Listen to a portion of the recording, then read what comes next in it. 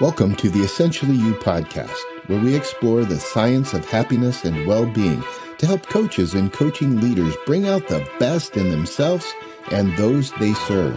If you're looking for new approaches to serve your clients or looking to create a culture of positivity and well-being in your organization, join me, Mark Mathia, on a journey of discovery and inspiration.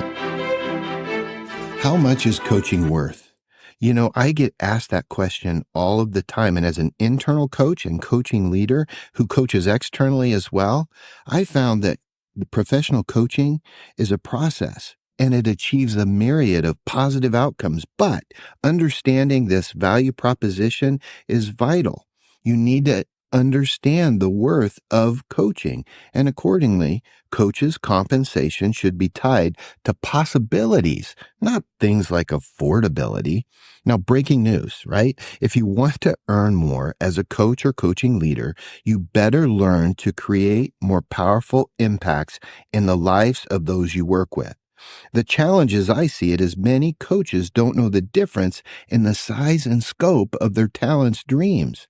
So I put together a journey map to help us illustrate that so that you, no matter where you're at in the journey, whether you're hiring a coach or whether you want to become a coach internally or externally, have an understanding of the value proposition that coaching brings. First, we'll start out as a coaching rookie.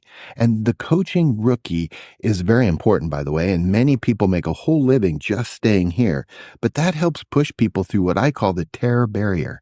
And anytime we as humans try to get outside of our comfort zone, we have to cross through this terror barrier. And the terror barrier brings up things like fear of failure, fear of judgment, out of control. It's new.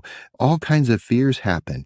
Here's what I found. I found about 80% of the people stay back in their comfort zone. But to me, that's as silly as climbing all the way to the death zone on Everest, staying in your tent for the rest of the trip.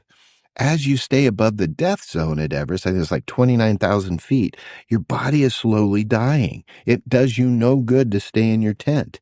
So as a coaching rookie, we help people shape their values. What are their values and why do they value what they value? We help reset and recharge mindsets. What kind of soundtracks are going on and how can we improve them?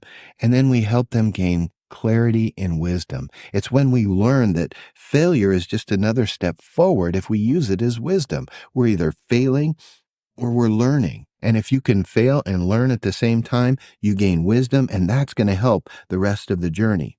Now, as we get past the coaching rookie, we're going to move into the coaching contender. But in order to do that, there's another terror barrier, or what I call the valley of doubt, because between any two peaks in mountains, there's a valley. And so in order to go up to the next peak or higher level, you have to go down through the valley. And the problem is most talent, most people get stuck in the valley and think that's their new home. It's the new normal. It's just always going to be that way with that kind of pervasive thinking.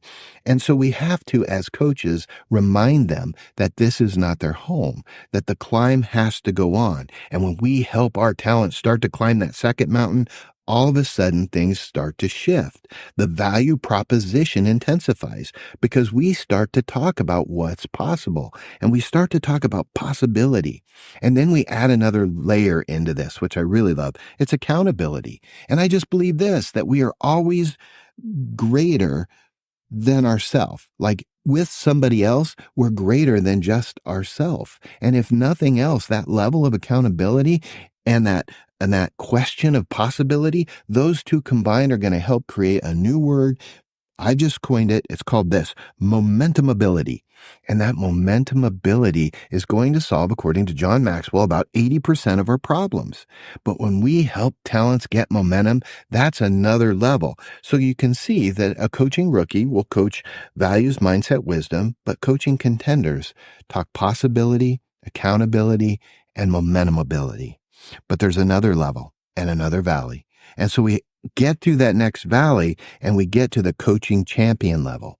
This is rare air where only 2% of the top achievers ever get to, both in coaching and in success at business and life. And when we start to coach champions, here's what we coach. We coach talent at their best. We coach higher pursuits. We coach clarity and focus. We learn to do less but better. We coach achievements, and then at the peak of all of it, we introduce well-being or whole health because it's vital to sustain that summit. And then when all of that's aligned, all of a sudden we realize is that hope is possible. And when hope is possible, anything is possible.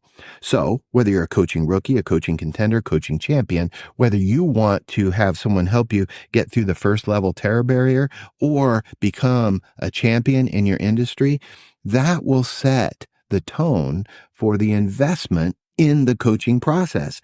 And it also shows you what the ROI could be. For coaches, what we charge is tied to the value we create. Now, the outcome is tied to both the size and scope of the talent streams, not the coach's stream.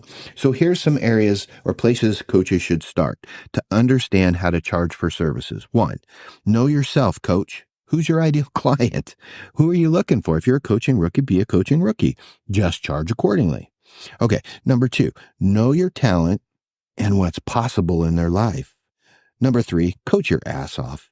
Believing your talent already has the answers within them, coach like there's no tomorrow. And finally, number 4, coaching is a process that impacts people's thinking. Thinking impacts their actions. Actions impact their results. And the value of coaching is derived from the quality of thinking a talent is willing to possess. And when you help people arrive so their thinking is better, their actions are more consistent, and their outcomes are more positive and sustained, anything is possible. And the value of coaching can't just be measured by dollars at that point. And there's a 2-time factor. Did you know that coaching helps individuals win at work and at home?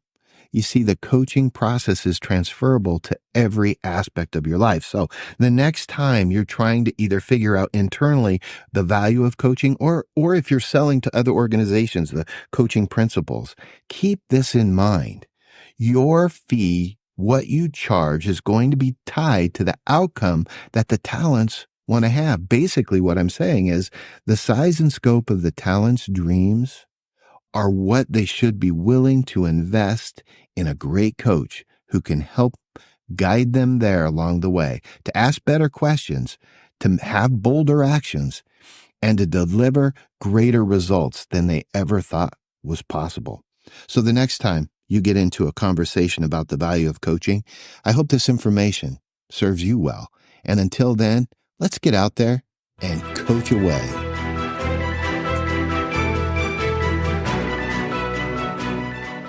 And now it's your turn to get out there and thrive in life. If you've liked what you've learned, would you consider subscribing to this podcast and leaving a review? I'd really appreciate it. And if you have anything you would like addressed, you can reach out to me, Mark Mathia, at mark@markmathia.com. And until next week, I'm cheering for you.